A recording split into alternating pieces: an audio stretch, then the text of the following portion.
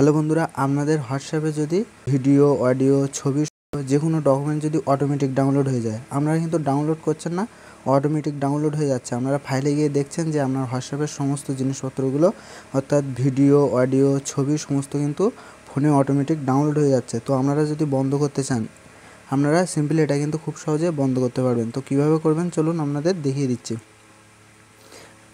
আপনারা simply হোয়াটসঅ্যাপটি open করবেন এবং হোয়াটসঅ্যাপটি ওপেন করার পরে আপনারা এখানে 3 ডট দেখতে পাচ্ছেন, এই 3 ডটে একটা ক্লিক করে দেবেন।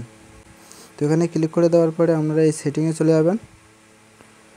তো সেটিংয়ে যাওয়ার পরে আপনারা একটু নিচের দিকে অপশান পাবেন স্টোরেজ অ্যান্ড ডেটা, ঠিক আছে।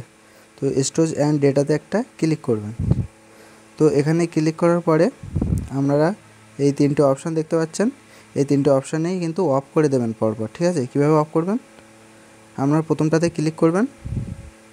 ক্লিক করার পরে এই যে টিকমার্ক দেওয়া আছে, এই টিকমার্কগুলো আপনারা একের পর এক তুলে দেবেন, এভাবে তুলে দেবেন।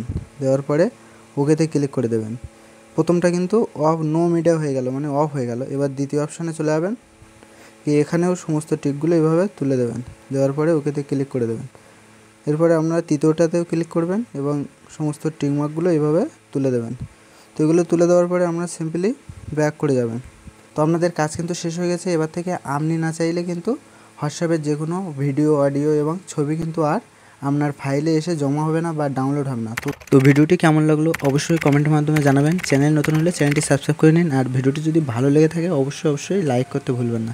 তাহলে দেখা হবে পরবর্তী কোনো ভিডিওতে। অবশ্যই ভালো থাকবেন, সুস্থ থাকবেন। জয় হিন্দ, বন্দে মাতরম।